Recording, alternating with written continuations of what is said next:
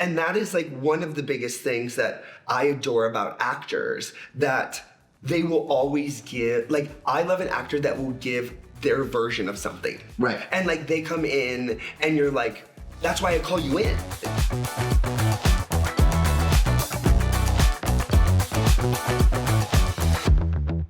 Hey, Drew. Hi, Ryan. How are you? I'm so good. Thank you for doing this. Oh my God. me. Thanks for having me. I'm so excited. Yes, it's exciting. Wonderful. This is very cool. I love that they're doing this whole series and we're learning to meet casting directors and actors and sort of demystifying what that's like. And Totally. I mean, you and I are friends, but we've also worked together. Wait, we're friends? How do we, I mean, we're Hollywood friends. That's pushing it. We're friends. My friend, Ryan. We met at Akbar when course. you were dressed as Chloe Sevigny. What? I don't believe And that. I fangirled over you. Oh my God, I love it. Because you're an LA like comedian, like queer staple, and I literally watched Chloe Sevigny videos on my YouTube as a child. Oh my God, I love as a that. baby. As a baby. And so like the fact to get to work with you has just been a dream. Yeah, it really was. And as we've gotten to know each other, it feels like truly kindred spirits. Yeah.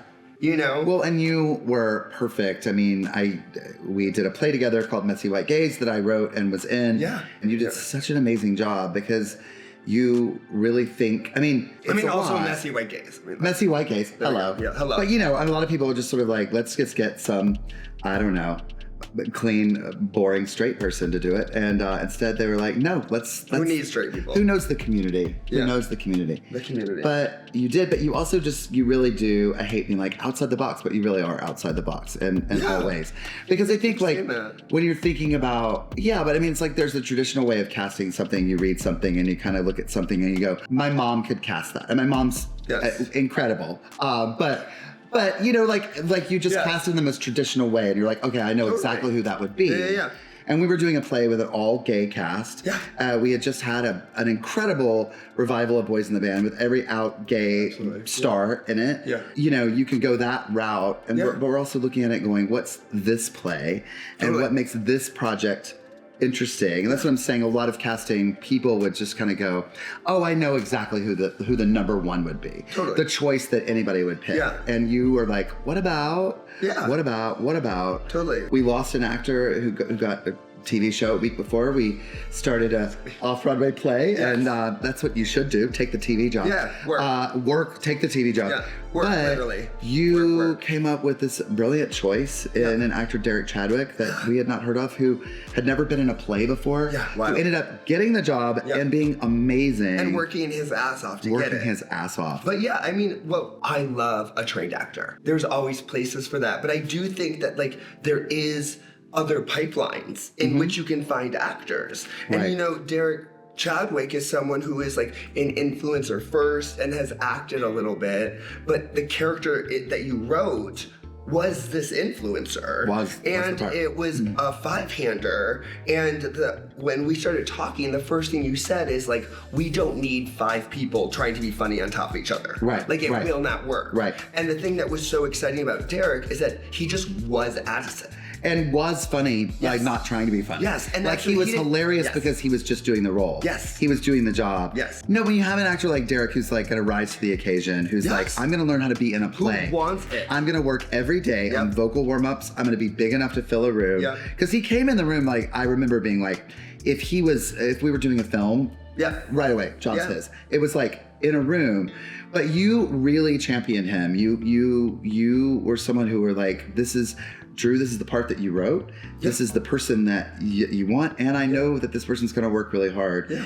And it was such a get. We were just so happy to have had that experience. I'm a little trained as an actor. Like I have a little, but I mean literally just little. I mean, Bachelor of Arts and groundlings, but I didn't go to a conservatory. I didn't go to these things. It shows. So I'm always very clearly. No, but what I'm saying is I'm very intimidated by, when you go into spaces. I'm going to a show with someone who's done all these things or they've trained, blah, blah, blah. But I think you have to use your training for good. I mean, just having training alone is nothing. Well, and also you weren't convinced, we love you, Derek, but you weren't convinced from the get-go because he didn't have theater experience. And so he came in and we worked with him, and I did, an hour-long work session where I just, threw ideas at him, and it was just the two of us. And I remember calling you and Mike and being like, oh, he can take direction. He can do this. Right. And he came in for the 4th time and nailed it. Right. But I mean, it's like, we talk about authenticity in casting when it comes to obviously race and gender and all these things, but like, there is another conversation about authenticity, about like, he has lived that influencer life. Absolutely. And it's a very specific life, whether or not you agree with it or not. And like, that's what he brought to Addison, was just like this person who just exists in this space and doesn't need to prove himself. And that's what made it funny. It's so helpful, and I recommend any actor having this experience on the other side of the table. Be in the casting process, be in the producing process, directing, writing process, and see how many great choices come in front of you. And you just feel like as an actor, like, if I did great, I'm booking the job. If I was terrible, I didn't get the job. And I mean, I've had things that I've walked in the door and been kind of okay, and they've worked with me, or they've literally looked at they saw my name, like, just hire Drew. Well, you never, and I didn't nail the audition. I did it. Well, you never know what we're looking for. Yeah, you don't. And that's the one thing. It's like, it's the one advice I give to actors is like, go in, do your best work, but after that, it's out of your control. It's out of your control. And like you said, it's an embarrassment of riches when people come in and there's a million choices, but it has to be specific to that role. And there's qualities that make someone specific. And you know, there's this whole idea of Hollywood about it being about rejection. And like, I don't know if it's about rejection as much as like we have so many good options. Exactly. And you can only cast one person. That doesn't mean that the other people who auditioned are less than. Well, I hate the word competitive when we talk about this business, because it's not competitive. No. In the sense that, like, in sports, there's a winner and a loser at the end of the game. Art is not. It's like, this is art, and yes, there's one person that gets the job. Every year you get into arguments about like who should win the Oscar. It's a ridiculous conversation. It's also, like, you're like opinion, comparing apples to oranges. Exactly, and like what our opinions are, and you can't chase what somebody wants. And the worst thing I think for actors to do is to walk in the room and going, "What do you want me to do? I'm a lump of clay. I'll be whatever you want." It's my favorite quality about an actor. I always say is confidence and not cockiness. But like, it's so funny. I'm obsessed with Lisa Kudrow, as I know you are. Sure, absolutely. But like in these interviews, it's like she's the definition of that, where she's like, I do what I do, and if you want it, you want it. If not, you don't. Right. But like, be who you are and make a choice, because if you're not making a choice, you're not getting the gig. I mean, I had this play in my head, in my laptop, off and on several years. Yeah. And I knew who these characters were, but I didn't know what they looked like until people walked in the room and you're like, oh, this person.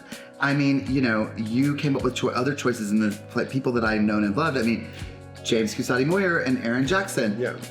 Aaron has been a friend for years. I've never worked with him before. James, I was a fan of before. Who's never done comedy. And it was so thrilling to see him do that. And neither one of them, I loved him in Slave, but I love these two people, but I didn't see it until you had the thought about both of them, and you were like, what about?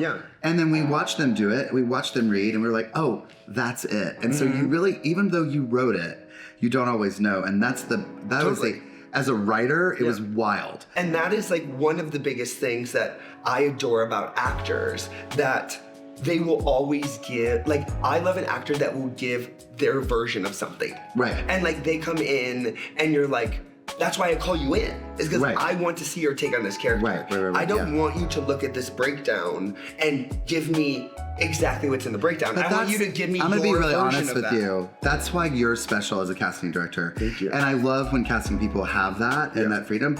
We are in an industry operated by fear. Correct. And I've been in for a long time, and I've gone in with people who are so afraid of what the higher ups are all screaming in their ear. So they're so afraid of people being creative. And you are part of a new wave that I do see happening in casting, in that, like, celebrating authenticity and chaos and types and boxes don't exist. Exactly. Like, screw that idea. Is like, stop putting people in boxes. From my 20s, full trauma from casting sessions, and it was always gay casting directors calling in gay actors. I had 2 instances with one casting director that were deeply upsetting. Not Me Too. They were a total abuse of power. It was, I know how to push your buttons. I know how to really intimidate you and shrink you as a gay performer. Well, and not to age you, but like, you are a bit of an older generation in which you experienced a very different version of what I'm experiencing. And I don't even know what it was like before that, the people before me, but I do know there are so many gay casting directors who are lovely, wonderful, supportive people who are older than me, that have been doing this way longer than me, that have always been so in my corner. Yes. So I'm literally talking about one specifically, but I did have the vibe a few other times.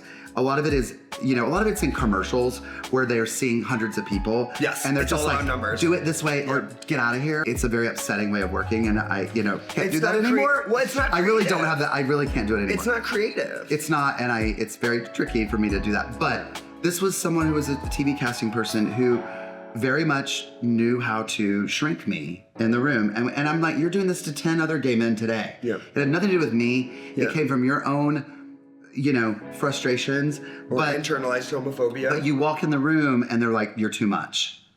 I did a talk back with Emerson College, and the biggest question they asked me is like, how do you feel about, GLAAD's report of lack of representation in queer characters? And I'm like, listen, sure, that's a thing, but there's also been major progress with Johnny Bailey being Sexiest Man of the Year. Yes, absolutely. That's major. He's an out queer person, but also is cast as straight because he can play both. Or you talk about Heated Rivalry, which Connor and Hudson are brilliant. The first 2 episodes are legitimately pretty much softcore porn. Right. And it was the #1 show on HBO. So it's like you have all of these executives that are using these excuses to be like, queer media doesn't sell. It's like, no, if it's good, it does. Yes. I get, the queer community has been through so much trauma. And I'm someone, as you know, that I'm obsessed with queer history and queer elders. I'm just kidding. No, but seriously, but you guys, not you, but the generation had a very different experience than me. And I think that every time we watch queer media, we're waiting for the shoe to drop, for somebody to get diagnosed with a disease or a parent to disown someone. And that was what was so beautiful about Heated Rivalry. It was it all worked out. And it's that does happen. Right. And it was cool to see a story that celebrated that. When the mom apologized and was like, I'm so sorry that I wasn't able to be there. Right. And that's what I thought was so prolific about the show. It was I was on pins and needles waiting for the shoe to drop, and it didn't. It was this is a beautiful We've always had material like that. We've always had those films.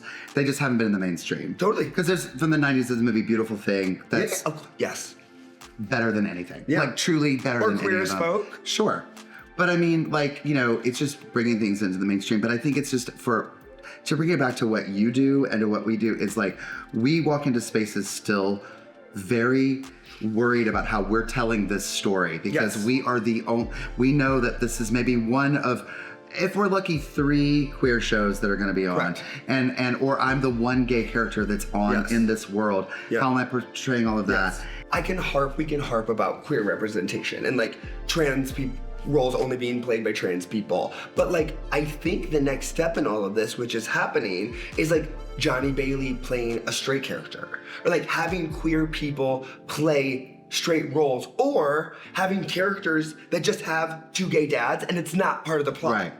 You know what I mean? It's or God forbid a character that their sexuality doesn't ever come up. Well, that's what I mean. It's oh, my 2 dads. And it's just mentioned and moved along. It's that's the next step into I hate normalizing it, but something about casting that I have always taken very personally is I love the artistry of it all, but what we do is so important to culture and progress. And it's we talk about Will and Grace, and obviously people can have their criticisms about the stereotypes, but that being in the Midwest, them watching that was huge. To see a gay character on television, and I am always cognizant of my grandparents in South Carolina watched it, and I walked in on my grandfather watching Will and Grace, and that's a huge, and a huge how deal. important it is for people to see themselves, and not even queer people.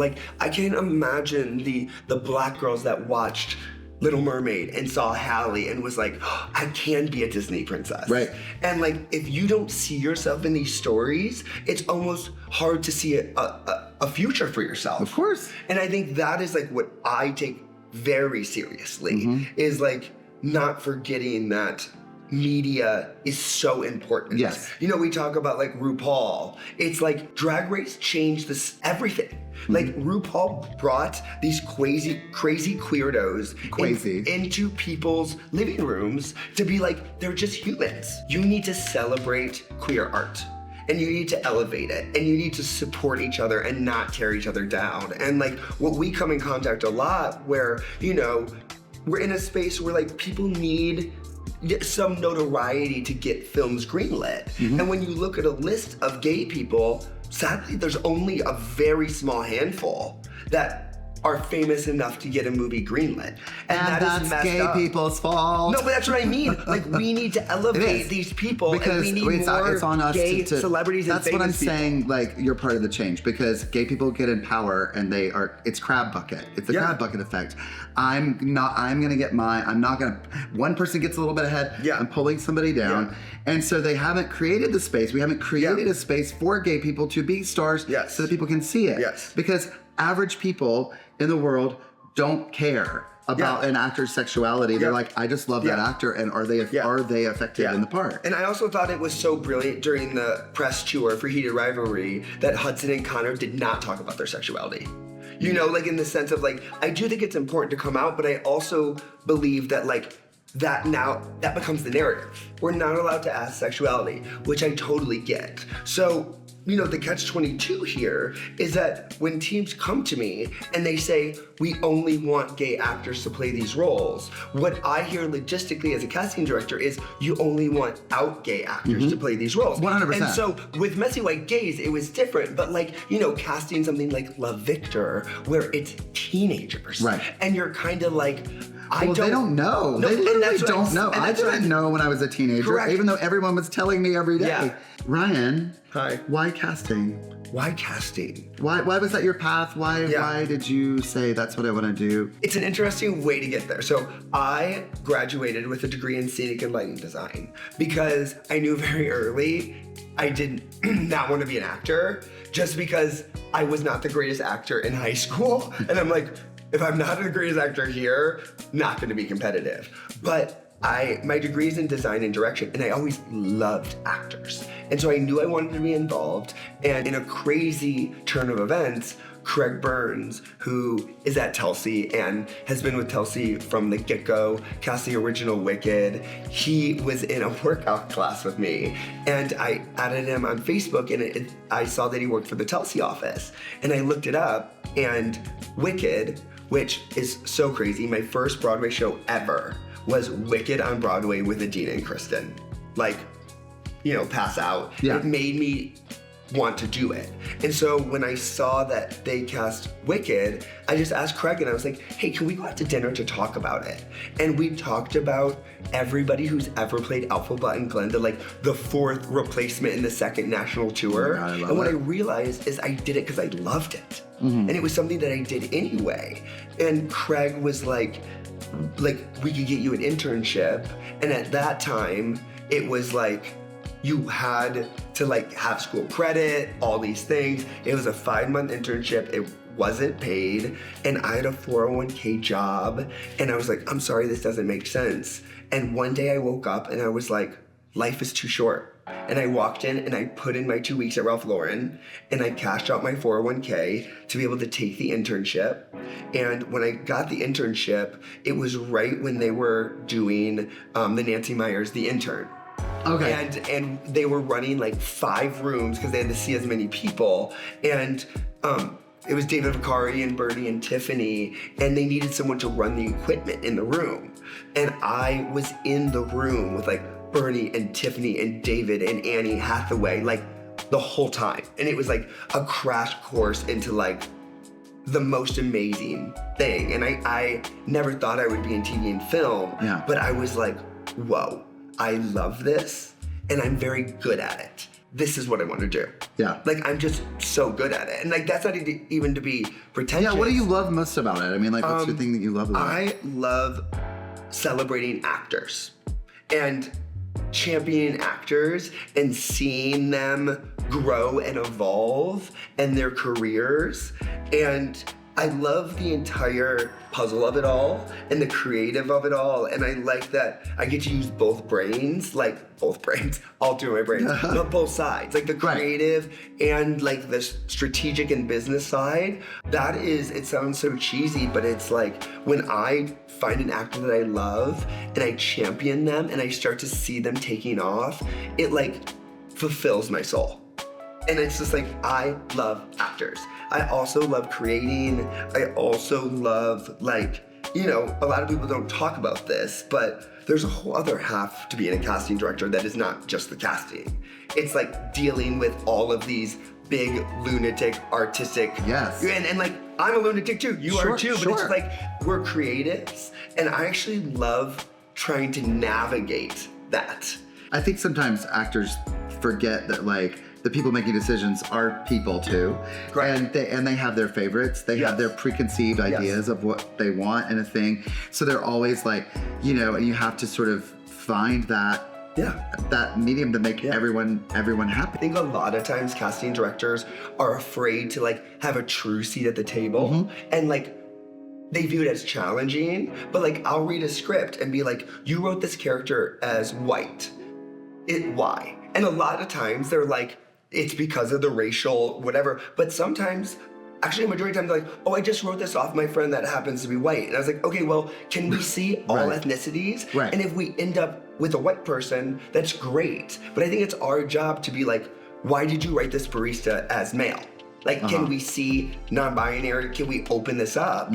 Or this character sits at a table, can we consider wheelchair users? I'm not afraid to have those, what some people think, hard conversations. And I think what gets in a lot of people's way is that they're afraid of being canceled. They're afraid of saying something wrong. But my whole thing is, you know my intention. So if I'm coming into things and I'm a little blunt in saying something, you know that it's not racist or transphobic. It's just like, let's talk about this. You know, I was casting an indie film and one of the characters was non-binary and the team was like, I don't know, will they feel comfortable wearing a suit? Like, I was like, I'll just ask them if they'll wear a suit. Right. Like, it's that easy. Or like, we're talking about, you know, trans folk and they're like, oh, I don't, like, they're using a voice that doesn't feel authentic to themselves. I was like, let me call them and see if they have a problem using their given voice. Is that a term? But like, you know what I mean? Like, playing with that. And it's like, just ask the questions. Like, don't be afraid of that. Right. And I think that's what gets in a lot of people's way. It's also just speaks to the bigger issue, which is get more of that in the room. Yes. Get that in the creative team as well.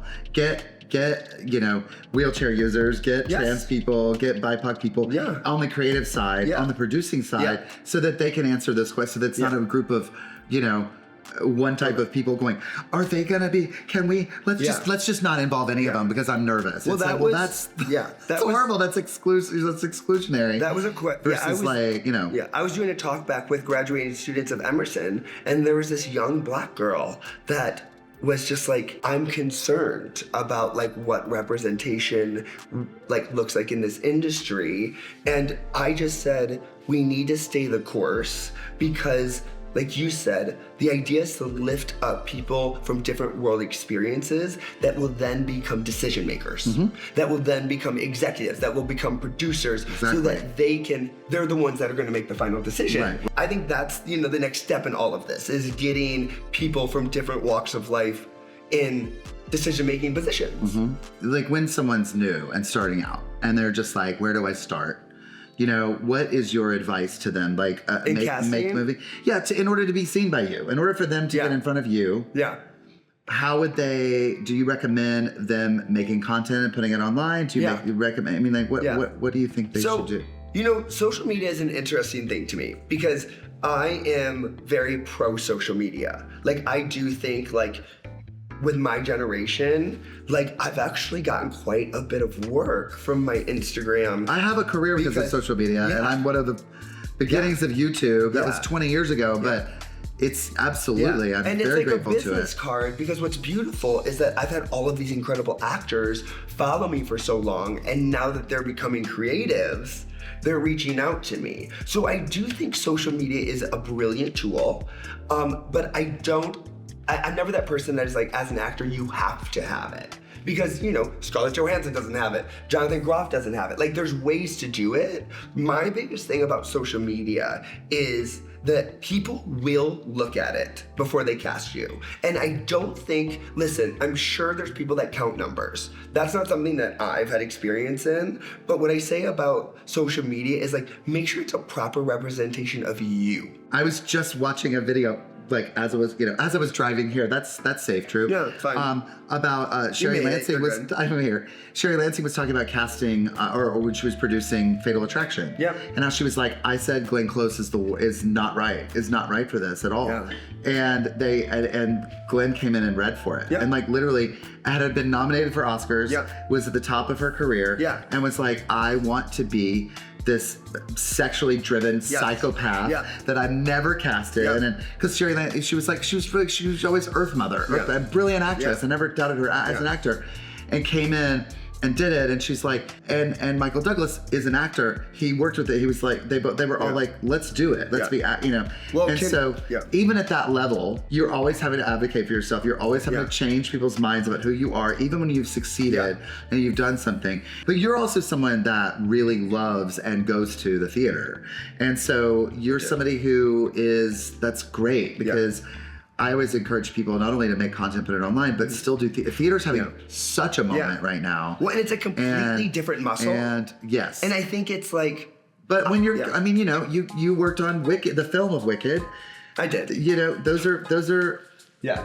You need people who have some theater in their bones to be able to do that. Well, that's why it was so successful. Yes. I mean, there's a million reasons. John Chu's a genius, but like Ari and Cynthia auditioned. They both were theater kid. I mean, so is Ethan, so is Johnny Bailey. And they can make such a difference that they have the respect for the art form. I talked about, like, I do TV, film, theater. And what form do you enjoy more? Like, I know, like, and like, what are the challenges? Because I can say what the challenges are casting, but like as an actor, it's quite different. It's a different muscle. I love and hate theater the most. Yes. You know, it's like, it's my favorite and it's the most frustrating. Well, it pays $2. It pays $2. It's also like having that immediate, and doing a lot of comedy is even more this way, but having that immediate reaction, being in a room and having that immediate sense of it. Also, I love being able to go beginning, middle, and end. Like, play it all the way through. Play it all the way through. Like, tell the whole story in one, you know, and I feel like I'm a better actor that way because I've gone on that, I hate, you know, journey, but I've gone on that ride the whole time for the night. Whereas with film, you're like, we're doing this thing today, we're doing this scene today, and then we're doing this other scene in a week. Is this gonna match what I did before? Like, the continuity of it all is very daunting to me as an actor about, like, did this track what I was doing before? So I love that. But I actually want to jump back and piggyback about when you were talking about Glenn Close.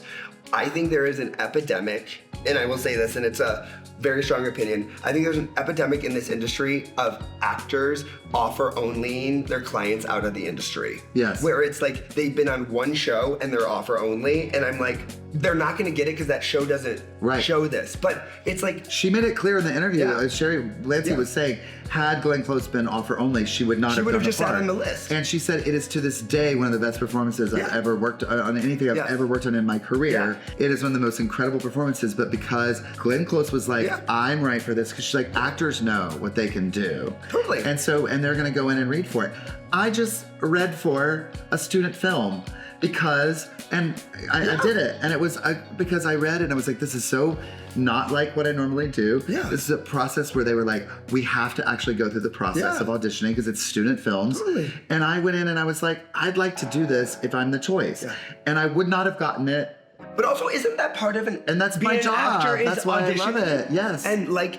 And, you know, and for me, it's like, you know, it's hard when it's one line on something that I've done a million times before. That's when I'm kind of like, what am I going to show you in one line? Or if they have real material that supports that they played this character. I totally get it. But when it's one of those that you read and you go, I know I could do this, but what do I have to show for you? And what's it going to do, especially now in the world of self-tape? Well, it's like Ariana Grande. Like, she's brilliant, but like, she made it a point, like, I will not be offer only. I'm gonna come in. She came in with the pre-screens, and she wanted to earn it. And like, you know, the thing about Ariana Grande is John's talked about this in interviews, is like her being Ariana actually worked against her. Because we were like, how do we view Glenda as Ariana? And if she would have been offer only, we probably wouldn't have went there. But she knew she had to come in and earn it. And it was the most beautiful thing to see. One of the biggest pop stars in the world just being like, I want to do it. And also Cynthia had just been nominated for an Oscar and she came in and read. And it's like, if you want something, read for it. I have been burned so many times, I think a lot of casting directors, when people are offer only and then they get fired after the table read because they're not right. They're not right. And it's like, why are these agents doing this to these clients? You know, it's like, let them on. Yeah, it's a weird game that they think they're helping. They think they're protecting their client. Yeah. They're like, or they think that there's some shame in auditioning, and it's like, that's part of the process of what we do. The thing that's really messed up is that I've had clients that are with agents and they wanted to audition and they're like, no, we need to proposition this as offer only. Right. And I'm like, well, this person's just gonna sit on the list. Right. Don't assume I'm gonna say no to something because there's little to no money, or because this is something I may not want to do, or whatever reason, or because I have a conflict. I'm like, let's make it clear I want to do both, and can we work this out? But involve me in every conversation because you might be surprised. And I know Wicked was like, you know, it's a beloved piece, but like the women that came in the door to read for Elphaba and Glenda, like even though obviously only one person could get the role, my gay heart was exploding to see all of these incredible, talented people sing Popular and Defying Gravity and like come in the room and earn it, because that was the policy. It's like there was no offers. You had to come in. And it was just like, people asked me about that experience, and it's like, it's 2 months I will never forget. Right. So who wins in that situation? Two people got those two jobs. You know, it's not like it was like, oh, Ari and Cynthia were great and everybody was busted. Right. It was like everybody was great and they were the ones that felt right for this moment. And it's something that I always like to tell actors, where it's like, just because you didn't get it doesn't mean that you're less than, and you cannot put that on yourself. God, I've done very few commercials. But I did one years ago. They needed musicians, and I got paired with this other guy in the callback.